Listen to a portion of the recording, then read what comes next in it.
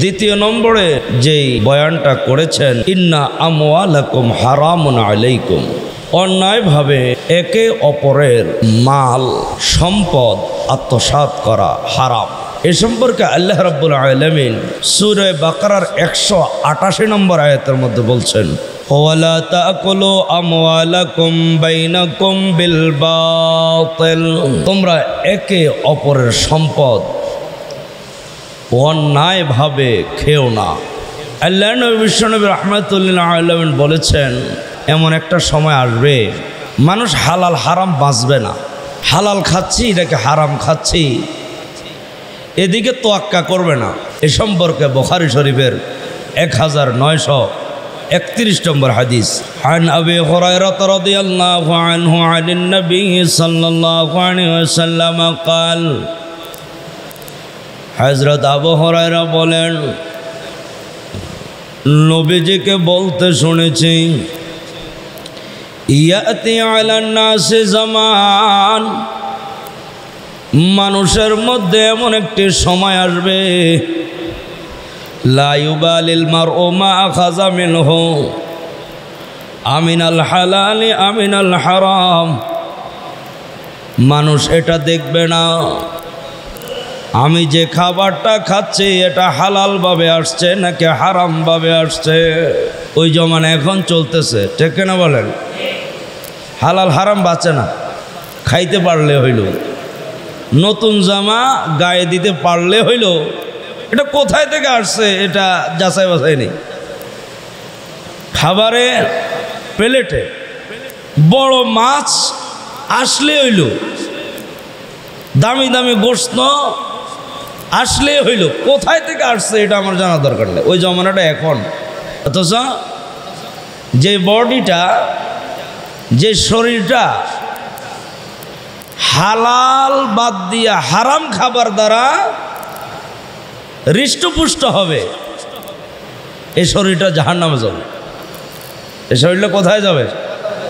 মিশকাত শরীফের 2727 নম্বর হাদিস, আন আবি বকর রাদিয়াল্লাহু আনহু قال أن رسول الله صلى الله عليه وسلم قال لا يدخل جسد غذي بالحرام। আল্লাহ নবী বিশ্বনবী রাহমাতুল্লিল আলামিন বলেন, উম্মতেরা রে,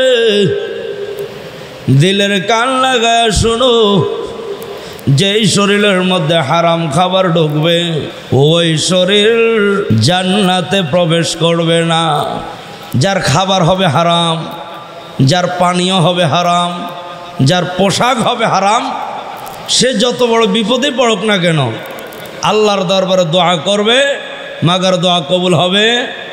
মুসলিম শরীফের 2346 নম্বর হাদিস, আন আবি হুরায়রা রাদিয়াল্লাহু আনহু قال قال رسول الله صلى الله عليه وسلم إن الله طيب لا يقبل إلا طيبا।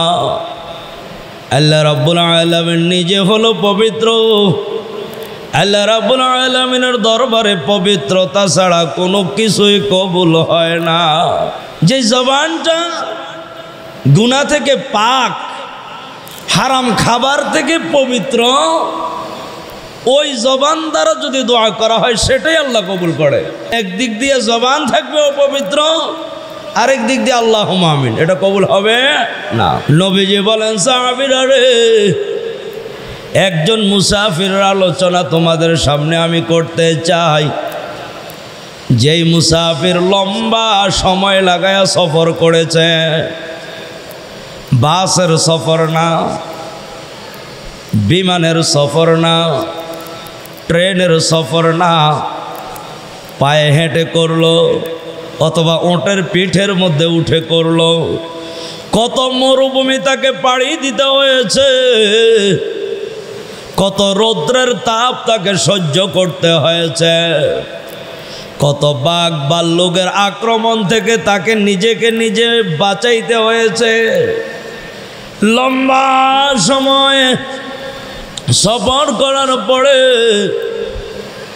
হঠাৎ করে তার এত ক্লান্তি আসছে, এক জায়গার মধ্যে বসছে, এখন বিপদ থেকে বাঁচার জন্য আসমানওয়ালার কাছে হাত উঠাইছে। বলেন না কার কাছে? আল্লাহর কাছে। এত ক্লান্তি, এত বিপদের মধ্যে আল্লাহর কাছে হাত উঠায়, আল্লাহ আমাকে এটা দাও, ওটা দাও, এটা দাও, ওটা দাও, আমি বিপদে আছি, আমাকে বাঁচাও। রসুল এবার ডাক দিয়া কয়, উনি তো ভারী মজলুম। এখন ওয়া মাতআমুহু হারাম ওয়া মাশরাবুহু হারাম ওয়া মালবাসুহু হারাম ওয়া গুযিয়া বিল হারাম। সে যেটা, তার যে খাবারটা আছে এই খাবারটা যদি হারাম হয়, তার কাছে যে পানীয় আছে এই পানীয়টা যদি হারাম হয়, সেই যে পোশাক গায়ে দিয়েছে এই পোশাকটা যদি হারাম হয়, পেটের মধ্যে যেটা ঢুকাইলো সেটা যদি হারাম হয়, ও সাহাবীরা তোমরাই বলো সে আল্লাহর কাছে আল্লাহ বলে ডাকতে পারে? তোমরা কি বলো, আল্লাহ কি তার দোয়া কবুল করবে? সাহাবীরা কয় না। ঠিক কেন জোরে কর? সাহাবীরা না বলছেন কেন? খাওয়ানো হারাম, পানীয় হারাম, পোশাক হারাম, যেটা পেটের মধ্যে ঢুকলো গুযিয়া বিল হারাম। চার হারাম একত্রিত কইরা তুমি যত বিপদে পড়ে বলো ইয়া রব্বি, দোয়া কবুল হবে না। ঠিক না জোরে গান? এই জন্য মুসল্লি ভাইরা হার হালতে খাবারের পাক না পাকি, পবিত্রতা অপবিত্রতা, হালাল হারাম আমাদের বেঁচে চলার দরকার আছে না নাই? সূরা আলে ইমরানের 161 নম্বর আয়াতে বলছেন, ওয়া মান ইয়াগলুল ইয়াতি বিমা গাল্লা ইয়াউমাল কিয়ামাহ। কিয়ামতের কঠিন ময়দানে যে যেটা ধোঁকাবাজি করেছে সেটা নিয়ে আল্লাহর দরবারে হাজির হবে। যারা ব্যবসায়ী আছে কসম করে বলে, আলুর কেজি আমি নিজে কিনছি 22 টাকা, তুমি 25 টাকা দিতে হবে, কসম করে বলছি। অথচ তার কিনা 17 টাকা। এ 20 টাকা বেচলেও পারে, কিন্তু এ 25 টাকা বেচার জন্য বলে আমার কিনেই কত 22 টাকা, আমাকে 3 টাকা লাভ দিতে হবে, আমাকে 25 টাকা দিতে হবে। এই যে কসমটা করলো, আল্লাহ রসুল বলছেন এই কসম করে যারা বিক্রি করে মানুষের থেকে টাকা আত্মসাৎ করার জন্য, মানুষের সম্পদ আত্মসাৎ করার জন্য, তার জন্য জাহান্নাম। এ সম্পর্কে নাসাই শরীফের 5419 নম্বর হাদিস। আল্লাহর নবী বিশ্ব নবী রাহমাতুল লিল আলামিন বলেছেন, কোন ব্যবসায়ী যদি মিথ্যা কসম খায়া আরেকজনের কাছ থেকে সম্পদ আত্মসাৎ করে, আওজাবাল্লাহুন নার, আল্লাহ তার জন্য জাহান্নাম ওয়াজিব কইরা দিবেন। জোরে কর নাউজুবিল্লাহ। শুধু তাই নয়, রাসূল বলেন ও হাররামা আলাইহিল জান্নাহ, তার জন্য জান্নাত হারাম করে দেওয়া হবে। ফাকালা লাহু রাজুলুন, এক ব্যক্তি দাঁড়ায়া বলল, ওগো আল্লাহর নবী, ওগো বিশ্ব নবী, ওগো রহমতের নবী, এখন আমি জানতে চাই যেটা নিয়ে কসম করছে এটা যদি ছোট হয়, এটা যদি সামান্য বস্তু হয়, তাহলে ব্যাপার কি হবে?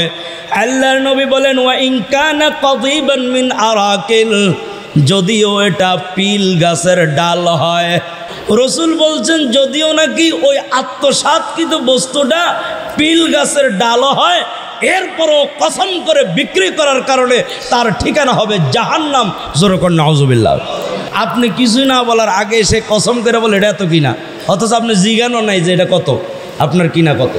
ঠিক কিনা বলেন না? আমরা যারা কাস্টমার আছি, আমরা কি যাই দোকানদারের জীবনে কখনো জিজ্ঞাসেন যে ভাই আপনি যে আলুটা আমার কাছে 25 টাকা বিক্রি করতেছেন, আপনি এটার কিনা কত? এটা কি কেউ বলেন নাকি? জোরে করেন। দেখবেন হে অ্যাডভান্স আপনাকে কসম করে ফেলাইবে, অথচ তার জন্য জাহান্নাম। নাউজুবিল্লাহ পড়ে। যারা এই দুনিয়াতে মানুষের সম্পদ আত্মসাৎ করে, কসমের মাধ্যমে হোক যে কোনো মাধ্যমে হোক, কিয়ামতের মাঠে আল্লাহ তার উপর নারাজ হবেন। আল্লাহ তার উপর কি হবেন? নারাজ হবে। জান্নাতীদের সঙ্গে আল্লাহ সরাসরি জান্নাতে দেখা করবেন আর বলবেন আমি আল্লাহ তোদের প্রতি রাজি। বলে জান্নাতীদের সবচেয়ে বড় নিয়ামত হবে এটা, যে আল্লাহ আমার প্রতি রাজি।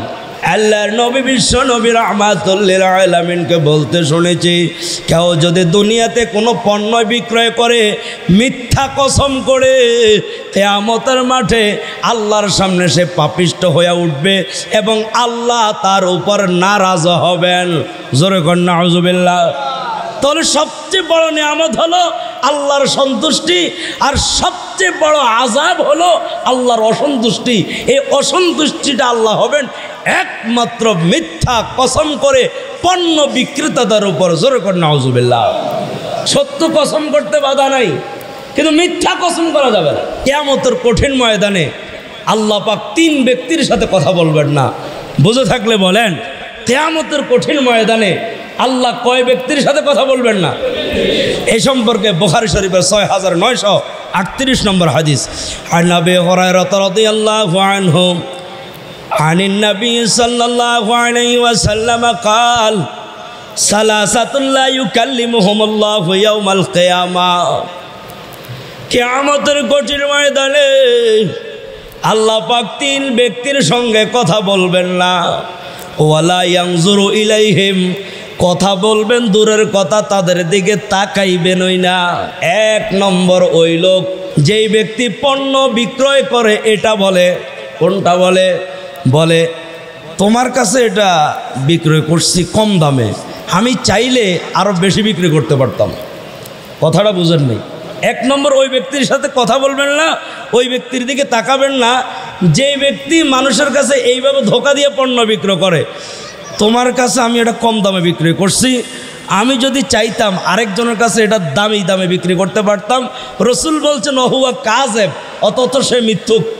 অথচ সে মিথ্যুক, সে ধোঁকা দিয়ে তার কাছেই বিক্রি করতেছে এটা বেশি দাম দিয়া, অন্যজনে এত দাম দিয়ে কিনবে না, অন্যজনে এত দাম দিয়ে কিনবে না। রসুল বলছেন এই কিয়ামতের কঠিন ময়দানে এই ব্যক্তির দিকে আল্লাহ তাকাবেন না এবং তার সাথে কথাও বলবেন না। সূরা আনফালের 58 নম্বর আয়াতের মধ্যে বলছেন, ইন্নাল্লাহা লা ইউহিব্বুল খাইনিন, আল্লাহ রাব্বুল আলামিন কোনো খেয়ানতকারীকে পছন্দ করেন না। পছন্দ করেন না দেখেই তো কিয়ামতের কঠিন ময়দানে যে ডিপার্টমেন্টে আছে, কেউ যদি ওই ডিপার্টমেন্টে থাইকা কোনো বিষয়ে আত্মসাৎ করে, কাদের মধ্যে থাকবে? জনগণ দেখতে থাকবে, শত চেষ্টা করেও এটাকে সরাইতে পারবে না। বাধ্য হইয়া রসুলের কাছে যাইবে, নবী গো, ওগো রহমতের নবী, ওগো দু জাহানের কান্ডারি নবী, এই আত্মসাৎকৃত বস্তুটা আমি কোনো মতে সরাইতে পারি না। আগিসনি, আমাকে হেল্প করেন, আমাকে সহযোগিতা করেন, আল্লাহর কাছ থেকে সাহায্য চাইয়া আমাকে বাঁচান। আমার রসুল তখন বলবেন, লা আমলিকু লাকা শাইআন কদ আবলাগতুকা, দুনিয়াতে থাকতে এই কথাটা আমি বলে আসছিলাম। সুবহানাল্লাহ পড়েন। রসুলের কাছে যখন সাহায্য চাইতে আসবে, কোন নবী গো, কাপড় ব্যবসায়ী ছিলাম, ধোঁকাবাজি করছি, এখন কাপড় হাজির হয়ে গেছে এই জায়গা, এখন এটা ঝুলতেছে, এটাকে সরাইতে পারতেছি না, আপনি আল্লাহর বইলা আমাকে একটু বাঁচান। রসুল তখন বলবেন, লা আমলিকু শালাকা শাইআ, আজকে আমি কিছুই করতে পারবো না, কদ আবলাগতুকা, কেননা এই ওয়াজটা আমি দুনিয়াতে করছি। সুবহানাল্লাহ পড়ে। এই ওয়াজটা আমি রসুল দুনিয়াতে করেছি, সুতরাং এরপরও যত ধোঁকাবাজি করেছো জবাব দিতে হবে। এই তো গেল 2, 3, 4 নম্বর হলো দুনিয়াতে যেই কোনো বস্তু ক্ষেত্রে আপনি ধোঁকাবাজি করবেন, এটা আল্লাহর দরবারে নিয়ে হাজির হইতে হবে। গার্মেন্টসে কিন্তু গেটের সামনে দারোয়ান থাকে, ঠিক কেন বলেন না? কেন থাকে? মহিলাদের জন্য মহিলা দারোয়ান, পুরুষদের জন্য পুরুষ দারোয়ান। কেন? বলে হে যখন গেট দিয়ে বাইর হয় তার বডি চেক করে কিছু আবার লইয়া যায় কিনা, ঠিক কেন বলেন? হে হয়তো দারোয়ানকে ধোঁকা দিতে পারে, হে হয়তো মহিলা দারোয়ানকে ধোঁকা দিতে পারে, কিন্তু ঠিকই যখন মাল লয়ে বাইর হয়ে গেল গা, এই মাল কিয়ামতের মাঠে তার কাঁধে থাকবে। এটাই বুখারী শরীফের 2856 নম্বর হাদিস প্রমাণ করে। অনেক সময় দেখা যায় যাকে দারোয়ান বানায় হেই চুরি করে, আছে কিনা নাই বলেন না? তাহলে এদের ব্যাপারে রসুল কি বলছেন? এই সম্পর্কে যদি আমি বুখারী শরীফের হাদিস বলতে যাই 2857 নম্বর হাদিস, আন আব্দুল্লাহ ইবনে আমর রাদিয়াল্লাহু আনহু قال কানা আলা সাকালিন নবী রাজুলুন ইউকালু লাহু কিরকিরা ফামাতা فقال رسول الله صلى الله عليه وسلم هو في النار। এক সাহাবী বলতেছেন রাসূলের একজন দারোয়ান ছিল, অর্থাৎ মাল রক্ষণাবেক্ষণাকারের জন্য রাসূল একজনকে নিয়োজিত করেছেন। ওই সাহাবীর নাম হলো কিরকিরা। কিতাবে কেউ কেউ এটা জবর দিয়ে বলছেন কারকারা, এভাবেও লিখছেন, আবার কেউ জের দিয়ে বলছেন কিরকিরা। এখন এই লোককে রাসূল রাখছেন যে যুদ্ধের ময়দানে সবাই যদি জিহাদের ময়দানে জায়গা, এই মালগুলা দেখবে কে? তুমি এই গনিমতের মালগুলা দেখবা। কিন্তু এই সাহাবী ঘটনা চক্রে মারা গেছে। সাহাবীরা ডাক দিয়া কয় এই লোক জান্নাতি, এই লোক জান্নাতি। রাসূল কয় থামাও, এই লোক জাহান্নামী। নাউজুবিল্লাহ, জোরে কয়। সাহাবীরা কয় রাসূলের দারোয়ান, রাসূলের মাল রক্ষণাবেক্ষণ করেনেওয়ালা কিরকিরা, সে জিহাদের ময়দানে মারা গেল বা শহীদ হইল, সে তো জান্নাতে যাবে, কিন্তু রাসূল বলছেন সে কোথায় যাবে? জাহান্নামে। সাহাবীরা কৌতূহলবশত ওই সাহাবীর মালের কাছে গেছে, তার গাঁটটিটা খুলছে। রাসূল কেন তাকে জাহান্নামী বলেছে?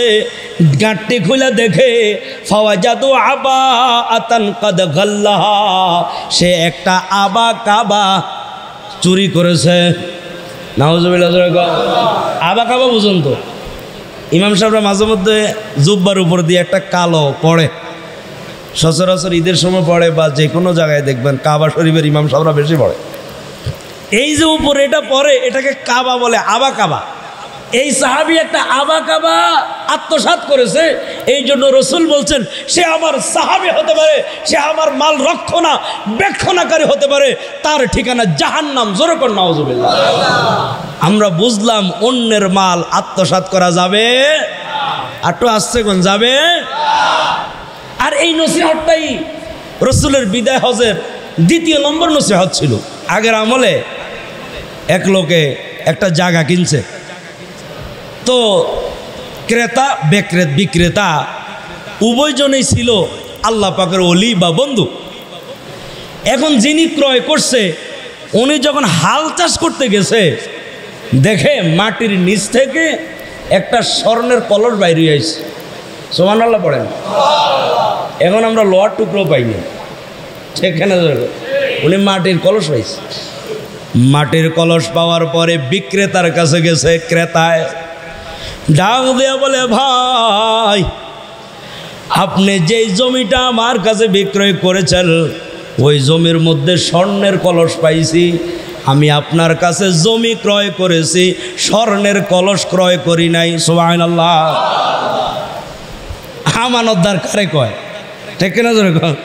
আমরা পাইলে আমাদের বউরও শুনাইলাম বললেন, আগে টেয়ার বান্ডিল ব্যাংকে রেখে লই, পরে শুনানি।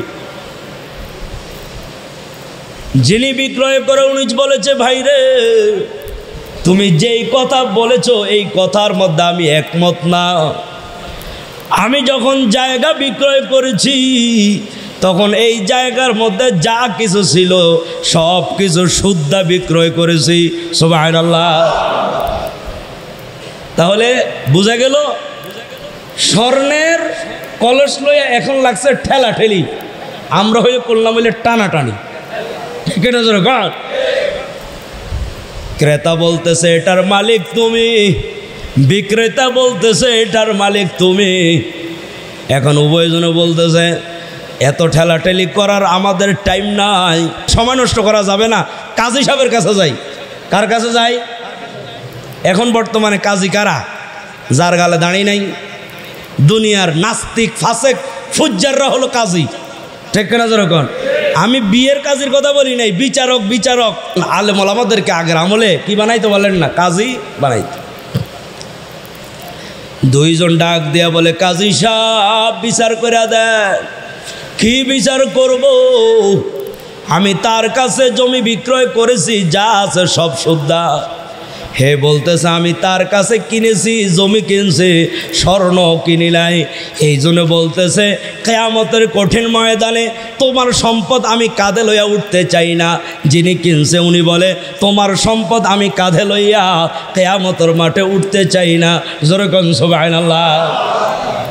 এই যে কাজী সাহেবের সামনে ঝগড়া, আমগো দেশের কাজী সাহেব হইলেও কইতো এতই যেহেতু এটা হলো ঝামেলা তোমরা চলে যাও, ঠিক না? জোরে কোন, যেহেতু এটা হলো এতই ঝামেলা তোমরা যাও, এটা আমার, ঠিক কেন বলেন না?